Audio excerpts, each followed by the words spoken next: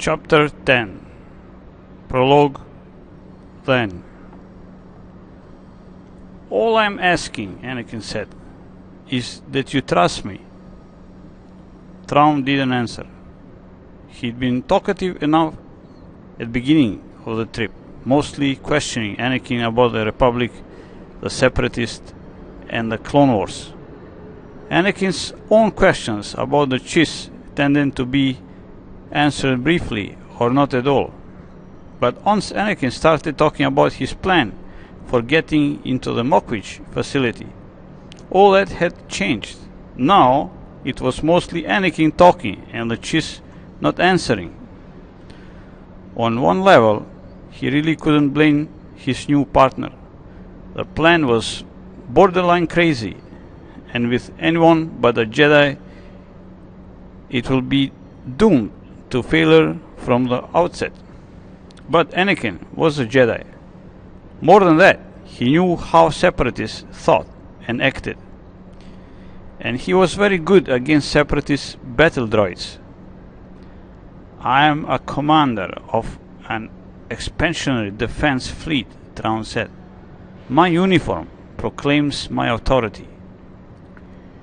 Which you won't have any of on Mokwich anyway, Anakin said patiently. Even if the locals have heard stories of the Chiss, the Separatists in charge of the base aren't going to be impressed. He waved at the blaster damage on Thrawn's uniform.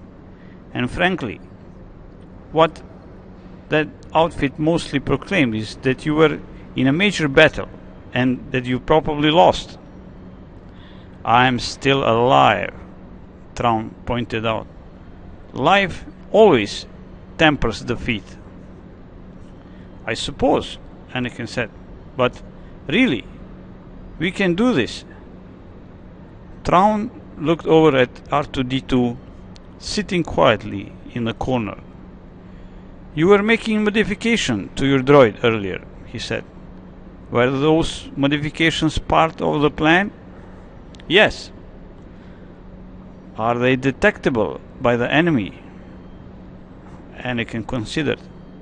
Technically, if the enemy was very observant, but they almost certainly weren't. Not without taking him apart, he said. Thrawn pondered another few seconds. The plan is rash, but the very boldness argues against the enemy being prepared for it. Very well, we'll attempt it. At the very least, it will bring us past their outer defenses. Good, Anakin said, with a sense of relief. This was theoretically a plan he and R2-D2 could pull off alone, but things like this always look more believable if there was a team. There are clothes drawer behind crew quarters. Hopefully something in there will fit you. Yes, Thrawn gestured to Anakin's clothing. What about you and your uniform? The Jedi don't have uniforms, Anakin said, looking down at his own outfit. Neither do the Separatists, really. Their soldiers are battle droids. Ours are armored clones. Though our Navy officers and crewers have uniforms. Anyway, you are right. I should probably change into something that looks more local and less like the grab of a warrior, Anakin informed. What are you talking about? Your sleeves are cut to allow exaggerate movements of your arms, Thrawn said. Likewise, the long tunic, which appears as if it will impede your movement, also allows freedom of motion. Of equal importance is the fact that in combat, its swirling motion will distract an opponent's eyes. Interesting, Anakin said, looking at his clothing with new eyes. He'd always known how easy it was to fight in the outfit, but he'd never focused on the individual details before. I'll see if I can find something that works as well. Yet does not appear as a warrior garb. Right, Anakin said, really. Tricky though, from function and all that, he gestured. If the coordinates are right, we should hit the base for hours into full night. We'll find some landing clothes, then run through the plan again. They'd be bound to ask questions, and I want to make sure we got the answers. No, I'm not Captain Brackliff, Anakin explained for the third time, putting some strained patience into his voice. A glance out the cockpit canopy showed that the two vulture droids that had flown up as escorts were still holding their distance.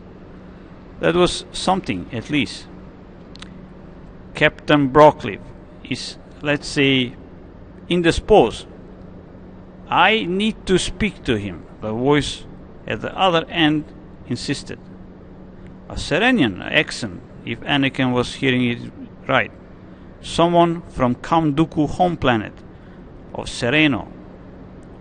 Could the Duke be some friend or associate Dooku had set up to run things for him? Captain Brackliff isn't here, Anakin groaned. There was trouble at Black Spire. Brackliff and his crew weren't in any condition to fly. Do I have to draw you a picture? Are you saying that they are dead, all of them? I don't know, Anakin said, because we didn't stick around to see the end. But I can tell you that your boys were definitely losing. There was a pause. Why are you here? Because we got your cargo, Anakin said. I figured you want that, provided you can pay. Another pause, longer this time. You can land in the courtyard, the other said, feeding you the coordinates. What about the shield? Anakin asked, eyeing the sensor display. Or do you want me to just fly in under the edge? Don't be smart, the other growled. I'll open it when you need it open, not before. Once you are down, you leave the ship, all of you, and wait at the foot of the ramp for your escort, unarmed. If you see any weapon, we will kill you. Yeah, got it, Anakin said. See you. He keyed off the comm. You get the coordinates? He asked Thrawn. Yes, the ship said, gazing thoughtfully at the ground display. Do separatist shields in fact end before ground level? Many shields do, Anakin said. When you run them all the way to the ground, the people inside starting running out of breathable air. Unless they are just ray shields, of course, in which case that doesn't matter. But ray shields will let in missiles and torpedoes, so they are not nearly as useful. Ah, Thrawn said. I also note that factories don't typically have courtyards. That's possibly just what they call their landing area, Anakin said. Having it inside puts the ships under the shield protection. It also requires the shield to be open for each landing and lifting. Thrawn pointed out. That leaves the base vulnerable. A better design will be for the landing area to be outside the base, so the shield will only need to be contracted to the factory walls to permit travel. So the place was originally built as something else, Anakin concluded. Not a huge revelation. It was always easier to repulse someone else's building than put up your own. Indeed, Thrawn said. But once again, we come to the question of why here. That That's why we are here to find out, Anakin said. Let's do this. Anakin had been right.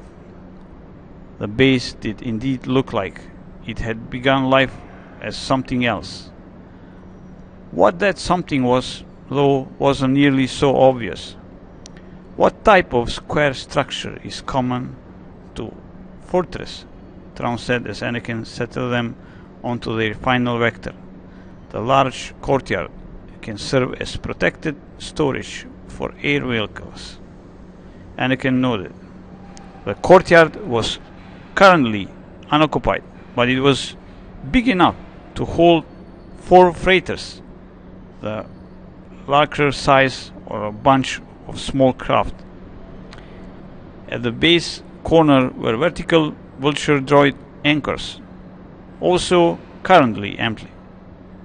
Each of the structure rectangular side was about 500 meters long and 100 meters thick and probably 3 stories tall.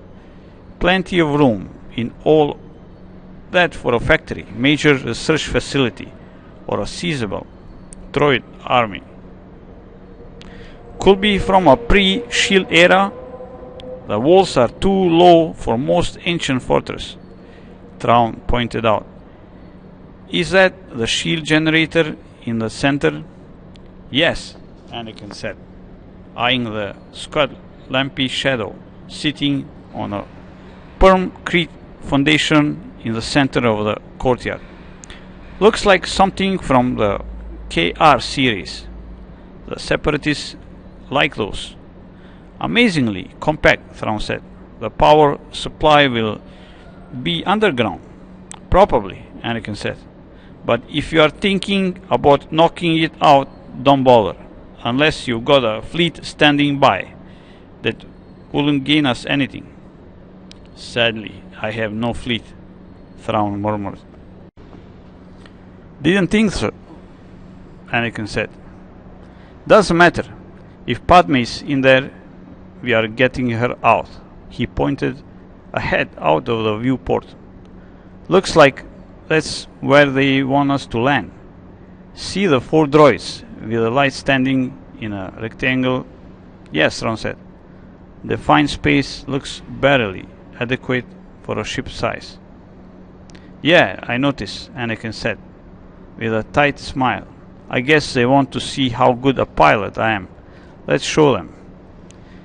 Years of warfare had taught him how to use the Force to focus on flying, maneuvering, and landing a wide range of spacecraft size and styles. Not just Republic and Separatists, but independent designs as well. The Larker was no exception.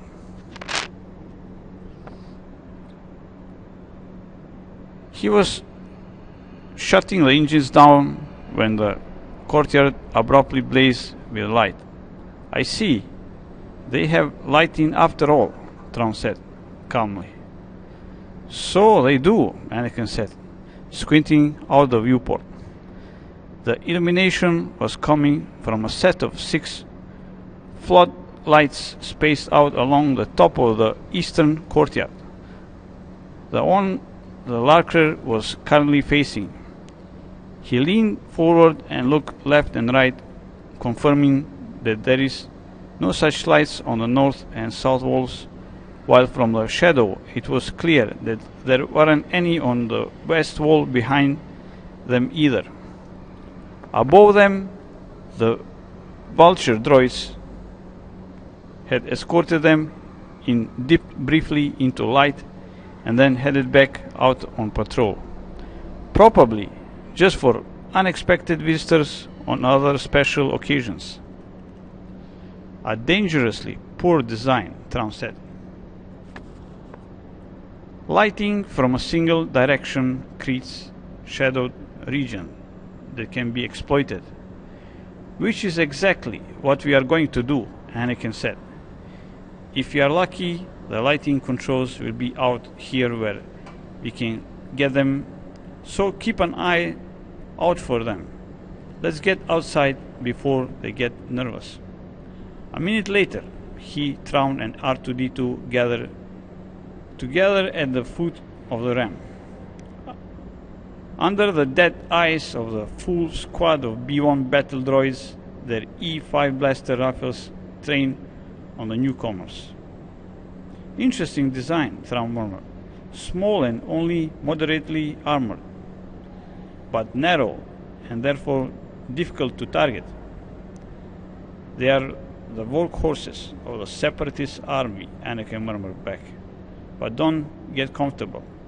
They've also got droids that are bigger, better armored, and way better armored.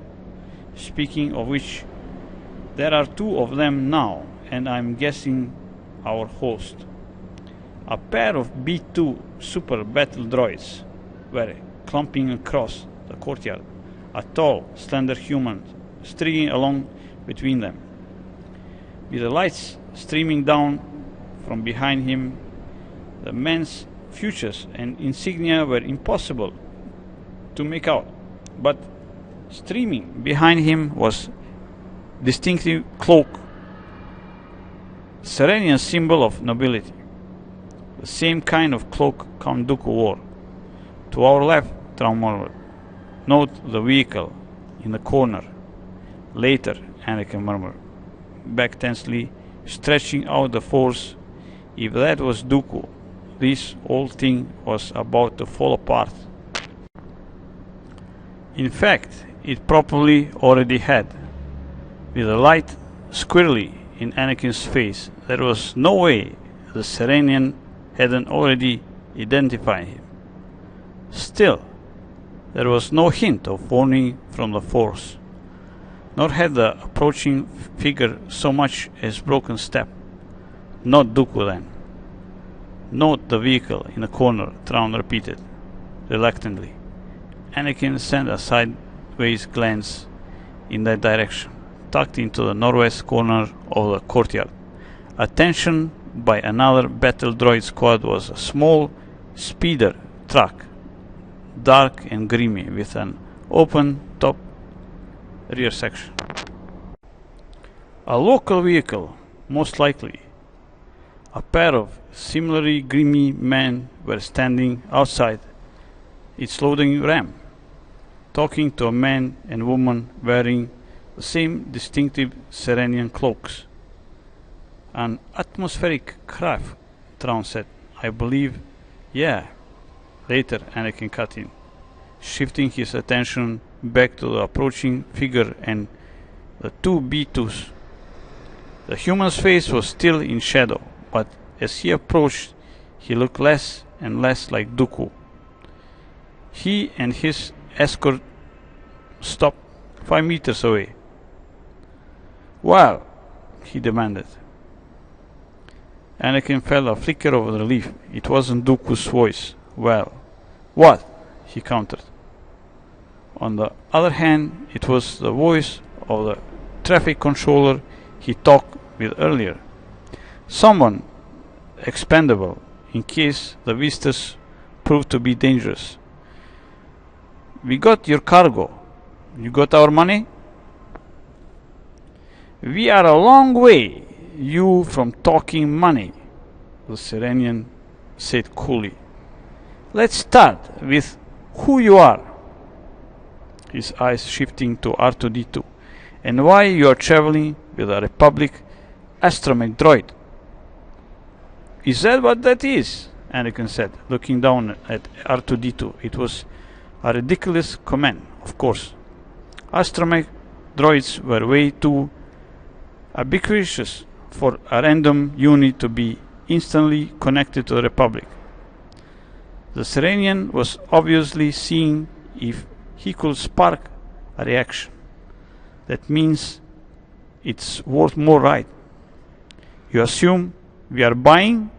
The Serenian said. What makes you think we are not simply taking? Because we got more than just merchandise, Anakin said. We also got information. He lowered his voice. Like how we got this droid in the first place. But we'll only talk to someone who can hand over some real money. How about you tell me all about it? the Serenian offered. And I don't have you shot right here and now. Sorry, but this isn't the kind of stuff you give a hired hand, Anakin scoffed. Don't bother to deny it. I know you are in a flunky who vectored us in. Ah, but even flunkies here have authority, the Serenian said calmly. He lifted a hand. Abruptly, the B-2 droids snapped their wrist blasters up into firing position. You can speak or you can die, he countered. Your choice. Anakin looked at Thrawn. What do you think? Courage is a virtue, Thrawn said. Foolishness is not. I guess. Anakin turned back to the Serenian. Fine. Let's start with the woman. The Serenians seemed to draw back a little. What woman? You know what woman, Anakin said.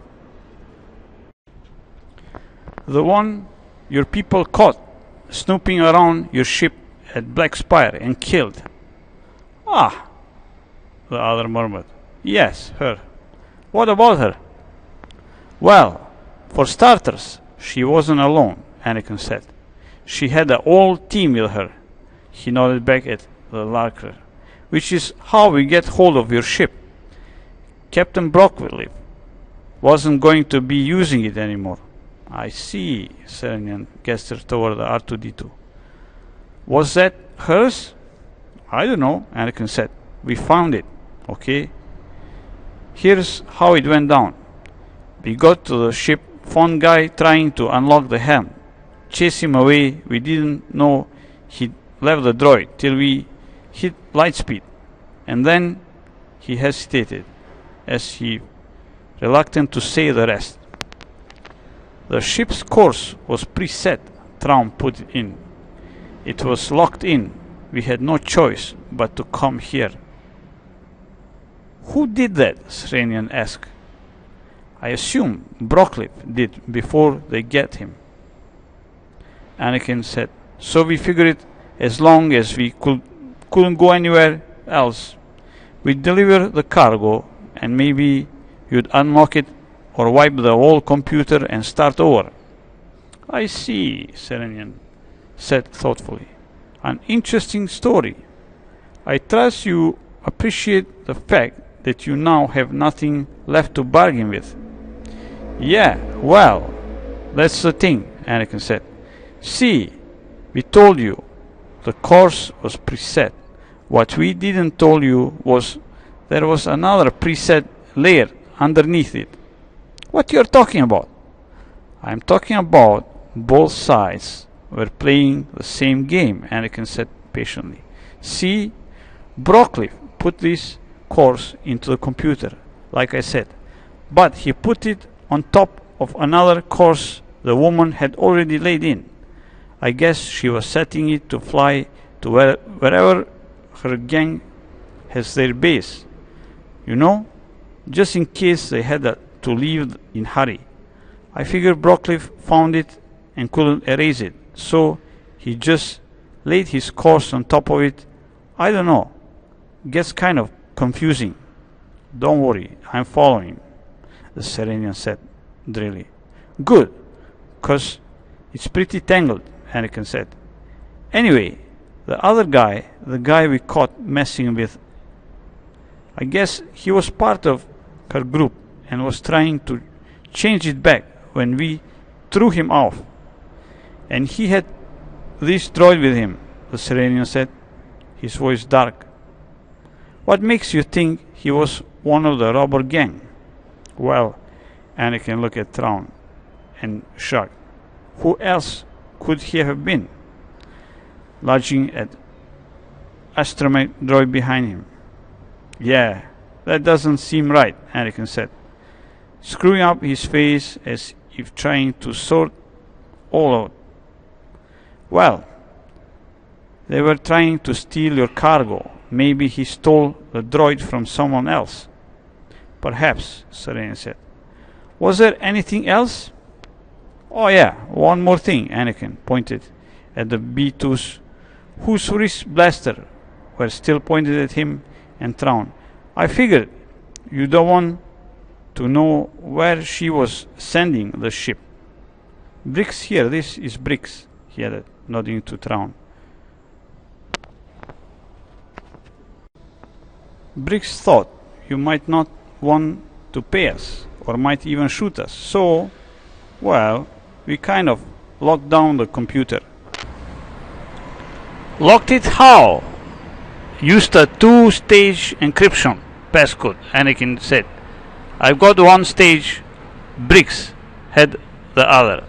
You need both of us to get in before you can even start scrubbing of the preset to see the course of put underneath. I see. For a long moment, the Serenian looked back and forth between them. Anakin stretched out the Force, mentally urging him to spot the flaw in their scheme. If he didn't, they will have to nudge him. And then there it was, a flicker of sudden understanding. If R2-D2 had been present during the encoding, he might have a visual record of the encryption. If the Separatists could pull that out of his memory, the two ship thieves will once again have nothing to bargain with. You certainly thought things through, the Serenian said, clearly trying to sound charging. I suppose we'd best go inside and discuss what this information is worth. He waved casually at R2-D2. We'll bring the droid. He may know more about these thieves, long as we get paid. All yours, Anakin said. Lead on. The Serenian made a dismissive gesture to the B2s, who obediently lowered their arms and blasters. You too, he added to the squad of battle droids, still holding their blasters on Anakin and Thrawn. Go help Palter with the shipment. Should we check out to the freighter? The lead droid asked. Team 4 will do that, the Serenian said. Wait with Palter until Team 3 gets the workers here. Then, help them make sure they get everything unloaded and stacked right. Roger, Roger, the lead droid said. They turned in and Fusion headed off across the courtyard toward the dusty vehicle in the corner. The Serenian watched them a moment, then turned and started walking toward a door in the southeast corner of courtyard, his cloak billowing behind him. Anakin followed R2-D2 rolling at his side. Thrawn a couple of paces behind them. The two B2 waited until he knew commerce has passed between them, then fell into guard position on other side. There were sound of footsteps behind Anakin as Thrawn closed the gap between them. Beside the door, the chief murmured. A set of switches, armored conduits lead upward along the walls to the lights. Anakin gave a microscopic nod in acknowledgement. So, not only had the base been built inside an existing building, but the Separatists retrofitting had been a quick job, simply fastening the security lights to what was already there, instead of installing something more permanent, which suggested that the base wasn't intended for long-term use. Whatever they were up to, they were planning to do it and get out. Another group of B1 was coming across the courtyard towards the lurker, presumably the term 4.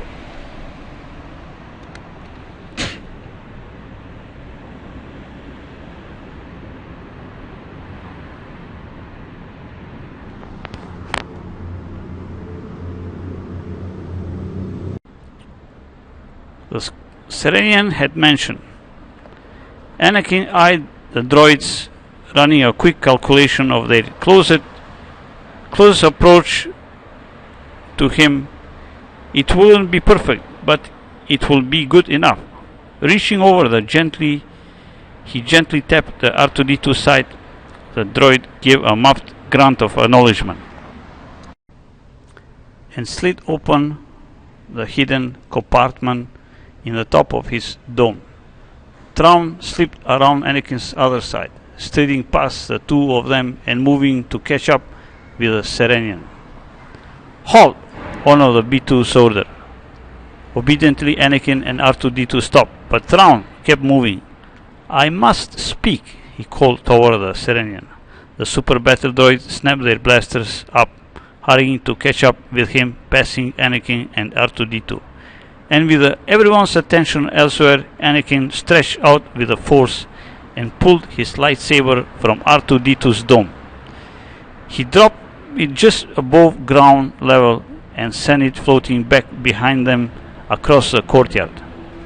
It flew out of his shadow, glinted briefly in the light streaming down from the wall, then angled up from the ground and tucked itself alongside the bent gun arm of the two rearmost droids.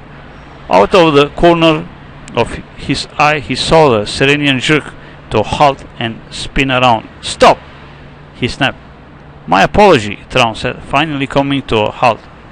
The B2 droids did likewise, their blasters still trained on him. "I merely wish to ask a question." "Question can wait," the Serenian growled. Glaring at the Chiss, he looked at the B2 and gestured their blaster back down. "Come, the question is important," Thrawn insisted, not moving. Again, the B2 blaster came up. "I said otherwise," the Serenian said. For a moment, the human and the Chiss stood facing each other. Locking eyes and wills, Anakin stayed where he was, watching the battle droid patrol continue its march, keeping his lightsaber half concealed beside the droid arm. This was going to take exquisite timing. "This had better be good," the Serenian said at least. "You've suggested this droid may have come from Republic," Thrawn said. "The thieves tried to force the freighter to their own destination. In warfare, some believe that if one cannot gain a prize, neither shall anyone else." For a pair of heartbeats, the Serenian just started at him. Then, abruptly, his head jerked as he turned towards R2-D2. "Droids!" he shouted, backing rapidly away. "That astromech! Quick scan for explosives." Anakin looked past him to the row of switches by the wall, stretched out the Force and opened all of them, then turned his eyes back to the droid patrol. As the flooding lights winked out, he caught a glimpse of his lightsaber falling out of concealment towards the ground and reestablished his Force grip on it. R2-D2 gave a wailing scream, and as a chorus of startled human and droid stretches erupted across the courtyard, Anakin ignited the lightsaber and sent it whirling and slashing through the droid patrol. In the heart of the real battle, such a maneuver would have meant quick death. Not only did he have only limited control over the weapon at this distance, but with his lightsaber that were far, he was completely open to enemy fire. But only for making it look like a Jedi has suddenly appeared from concealment. He couldn't have asked for better. It wasn't a trick he could play for long. He sent one final slash through the last droid, then closed down the lightsaber and threw it towards the top of the eastern building. He hated to part with it, even for a short time, but someone could turn the lights back on at any second, and the lights Last thing he wanted was for the Serenian to see a Jedi weapon sailing towards his outstretched hand. It was just as well he hadn't dowled. An instant later the floating slide came back on, one of the beams catching the lightsaber hilt for a fraction of a second before the weapon arced out of reach into the darkness. And in the newly restored light, he saw the courtyard had dissolved into chaos. Droids were everywhere. The two remaining groups of B1 trotting across the open space, their long cylindrical heads turning rapidly back and forth as they searched for a target, for more B2 appearing from somewhere and lurching along, their arms stretched out with a wrist blaster pointed stolidly in front of them. The two Serenians over in the corner were racing towards the pile of scrap metal that Anakin had just created from the droid patrol, their cloak flapping behind them, comms held urgently to their lips as they barked out orders. A door at the courtyard northeast corner opened and another group of B1 streamed out. "What was that?" Anakin gasped. "You fool!" Thrawn beat out. "The droid was no bomb, it was a distraction. He stowed away aboard our ship." "Oh! Esegi!" Anakin snarled, spitting out a local curse Thrawn had taught him. "Come on, we need to get out of here." He took off, slapping Thrawn at the shoulder for emphasis as he passed, sprinting past the still back pedaling Serenian towards the door. "Wait!" the Serenian shouted. Anakin kept going, reaching to the Force for warning if the other was suspicious or if the B2 were programmed to act on their own. But no double vision warning come of blaster bolts blazing towards his back. The Serenian has seen the lightsaber, and if he hadn't actually seen anyone wielding it, Anakin knew that human minds and memories were very good at adding in unseen but logically obvious details. Anakin had covered half of the distance to the door when he heard footsteps coming behind him. He half turned, assuming it was Thrawn, just as a heavy hand came down on his shoulder. "I said wait," the Serenian snapped, forcing Anakin to slow to a fast jog. "You can't be in there alone." "You don't get it," Anakin insisted. Out of the corner of his eye he saw Thrawn trailing behind him, running along slightly behind the lumbering B2 with R2-D2 trying to keep up. "We threw him off a ship. Now he's coming after us." "Don't be stupid," the Serenian said. "Didn't you hear your friend? He let you throw him off so that he could stow away." "What?" Anakin asked, giving the Serenian a bewailing look that gained them another few steps towards the door. If he could keep up the charade long enough for him and Thrawn to get out of view of everyone out here, they should be able to ditch the Serenian and lose themselves in whatever maze of rooms and corridors they found inside. They were 10 steps from the door, and he wasn't starting to think this whole thing would go off without a hitch when the door swung violently open and two more B2s strode out, stopping just inside the courtyard and completely blocking the opening.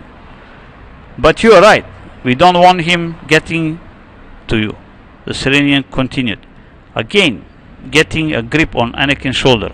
"Don't worry, I've got a nice safe spot for you." "You've got to be joking," Anakin protested as he stood in the doorway of his new home. The door, a swing-up panel that was stretched out like a canopy above him, was a slab of transparent steel attached to the upper cell wall by a pair of hinges the size of his forearm. Aside from two horizontal 30 centimeter long slits, the door was completely solid. The cell itself, 4 meters square and there 3 meters high, was made of plain white permacrete slabs. To Anakin's right, Thrawn had already been ushered into his own cell, and out of the corner of his eye Anakin watched as one of the B-1 the Serenian had picked up along the way swung the door down into place across the opening and slid a pair of tapered dowel pins through the fasteners at either side of the bottom edge. Across the corridor, R2-D2 was standing nervously beside the Serenian, with two B2 flanking them. One of the B2 held the prisoners' comms and weapons, including the small haul-out blaster in Thrawn's boot that Chiss had somehow forgotten to mention. "What if he comes after us?" Anakin asked again. "You are only guessing. He wanted us to throw him off." "I don't guess, thief," the Serenian said, finally putting away his comm. He'd been on it since they fled from the courtyard, jabbering orders to someone to drag the techs out of bed and put them to work. What the techs were supposed to do, Anakin hadn't been able to figure out from the one-sided conversation. He wanted to get here, and this was the simplest way to do it.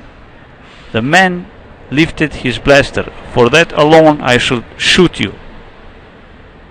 "Your boss wouldn't be too happy if you did that," Anakin warned. "You still need us to get your freighter back." "The Larker," the Serenian wrinkled his nose. "It will almost be worth it not to have to listen to your voice anymore." He drew himself his full height. "And for your information, I am the boss. I am Duke Solha of Free System of Sereno." Anakin snorted. "I am supposed to be impressed?" "You will be," Solha promised darkly. "Trust me. Now, inside." Glowering, Anakin back into the cell. The B-1 reached up and took hold of the side hasps, pulling the door close, then lowered two dowel pins into their eyelets. Solha turned and strode away, pulling out of his comm again. The two B2 lambered around his front and behind, following by a clearly reluctant R2-D2 with the two B1 at the rear. And as R2-D2 passed, and only because Anakin was watching for it, he spotted the small drops of lubricant oil being to slowly drip from the droid underside. That trail that will hopefully remain unnoticed by the Separatists and allow Anakin to track down the droid whether Solha ultimately took him. Assuming, of course, Anakin and Thrawn could get out of here. The footsteps continuing down the short passageway and through the outer door that led into cell block. The door closed with a thud, and he and Thrawn were alone. "You okay?" Anakin called softly, looking around. Like the cell door, each of the walls also had a pair of slits. His first thought was that they were for observing or feeding prisoners, but he realized now that they were more likely ventilation openings. "I'm unharmed," Thrawn said, "as I assume you are as well. Let us review. We are inside the base, as desired, though perhaps not in the most preferred situation. That's okay. This was always one of the possibilities, Anakin assured him. I know Separatists, and their first answer to any problem is to throw it behind a locked door. Though he'd hoped that the locked door would be that if an office, some place with data port where he and R2-D2 could sift out the base secrets and figure out where Padme was. Still, the sudden revelation that there was a Jedi on Mokwich had gotten them inside the facility and into a spot where they weren't being watched. Good enough. I'm glad to hear that, Thrawn said, perhaps a bit too dirty. Do you know this Duke Solha? Not really, Anakin said. Padme mentioned him. Once enough. He's from the same planet as Count Dooku. He's got some family, a brother, I think, and maybe a sister. The other two humans in the courtyard could be, Anakin said. Padme said the whole family is ambitious as they come. Is the Dooku currently involved with separatist politics or military? Well, he is here, Anakin said. Aside from that, like I said, I don't know anything other than Padme's own command. I'm not sure I've ever heard his name mentioned. My point precisely, Thrawn said. Count Dooku will need someone who wouldn't be missed to run this facility, and who was ambitious enough to work for promises of future glory, Anakin said shortly. I wonder what Dooku offered him. With highly ambitious, there are many options, Thrawn said. What do you propose as our next move? We run a test, Anakin said. Hold on a second. Settling himself cross-legged on the thin mattress of the cell's bunk, he closed his eyes and stretched out to the force, and caught his breath. There she was. Padme was here. Not here in the cell, but definitely somewhere close at hand. On this part of the planet, at least, maybe even near the factory.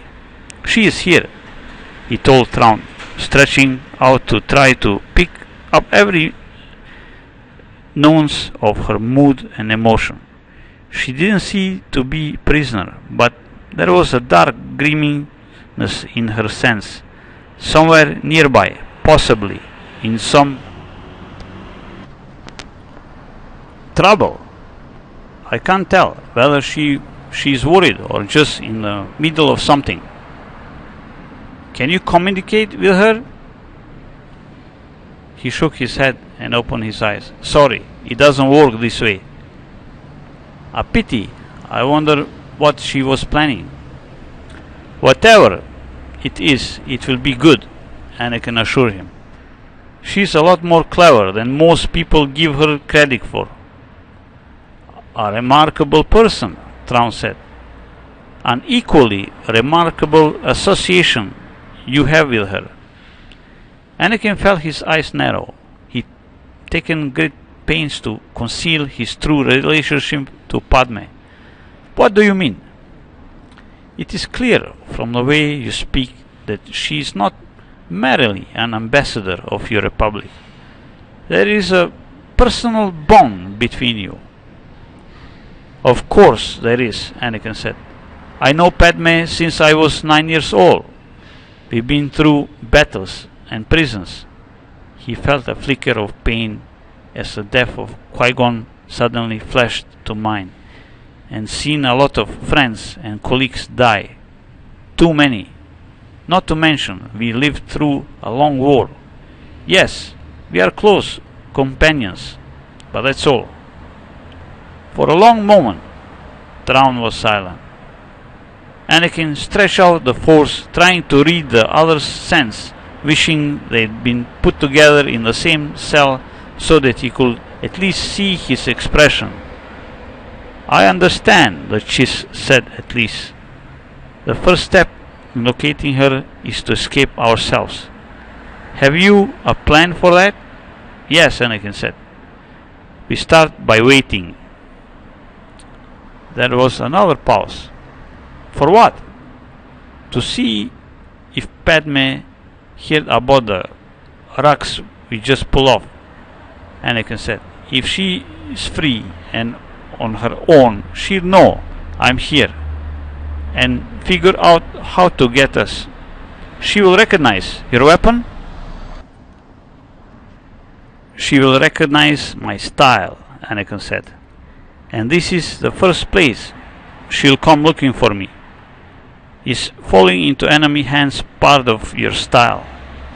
No, Anakin growled. Thrawn had a real talent for digging under people's skin when he wanted to. It's just that she started with the most urgent scenario. If I've been captured, I need help right away. If I'm still free, the situation is a lot less critical. And if she doesn't come, we will give her 2 hours, Anakin said. If she hasn't broken in by then, or at least set up a ruckus of her own as a diversion, it means she isn't in position to act. In that case, we'll get out by ourselves and figure out some other way to find her. I see, Thrawn said. You clearly know each other very well. As I said, remarkable relationship. Anakin took a deep breath, preparing to again fend off the Chiss inferences. The local ground vehicle in the courtyard, Thrawn said. Did you recognize it? Not really, Anakin said. Should I? It appeared to be an ore carrier of some sort, Thrawn said.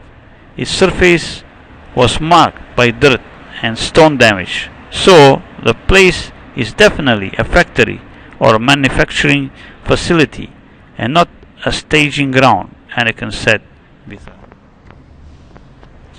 flicker of relief. He hadn't been looking forward to tackling a whole droid army by himself. The guard complement for a factory, on the other hand, should be much more manageable. The layout we've seen will support that, Thrawn said. But the ore carrier's cargo didn't appear to be native rock. Could have been already refined, perhaps, Thrawn said. Yet it looked more like a fibrous material, such as raw grain or plants. Could this factory be for the refinement or foodstuffs? Not likely, Anakin said. Not with most of the separatist army being droids. Though, if there is some exotic food they can sell for a quick money, that might be worth all this trouble. The war bleeding the separatists as dry as it's the Republic. Perhaps, Thrawn said, sounding doubtful. Regardless, I believe that cargo is the key. Alright, Anakin said. Any other insights you'd like to share? I believe this eastern section of the factory is the main center of interest, Thrawn said. There is also activity in the northern section, though to a lesser degree. The southern section holds human workers, most likely locals, possibly slaves, while the western section appears to be unused. Belatedly, Anakin realized he was staring at the dividing wall between them. Okay, you're going to have to explain that one, he said. My eyes see slightly more into the infrared than yours, the Chiss said. The major heat sources are in the eastern and southern sections, with some lesser amounts in the northern. So, machinery and personnel in those areas, Anakin said, nodding. Correct. Thrawn said. The droids all came from the doors in the northern and southern ends of the eastern section, which again support this area as the most prominent. I also note that the window in the northern and eastern section have been permanently sealed with thick slabs of ceramic, indicating the area they most wish to defend from attack or surveillance. The windows on the western and southern section are still open, where they don't care as much about being seen, Anakin said. How do you figure they're using slave labor? Isn't that a reasonable assumption from separatist patterns? Thrawn asked. But I also note that the edges of the corridors we traveled along were less clean than the center. Either the laborers are slaves who do only the minimum work required, or else they are locals whom Duke Solha wishes to rush quickly through their jobs, lest they see something he wishes to keep hidden. And the fact that these cells are also in the eastern wing implies that this is where they can keep the best eye on us, Anakin said. Indeed, Thrawn said. Through the design of these spaces suggests they were originally storage compartments and not cells. That may make escape easier. It may, Anakin said. So now we at least know where to begin our investigation once we are out of here, and after we find Padme. Yes, Thrawn paused. Remember what I said about victory being the most important goal? Yes, Anakin said. Yes, he remembered. He remembered very well. But that didn't mean he'd ever agreed.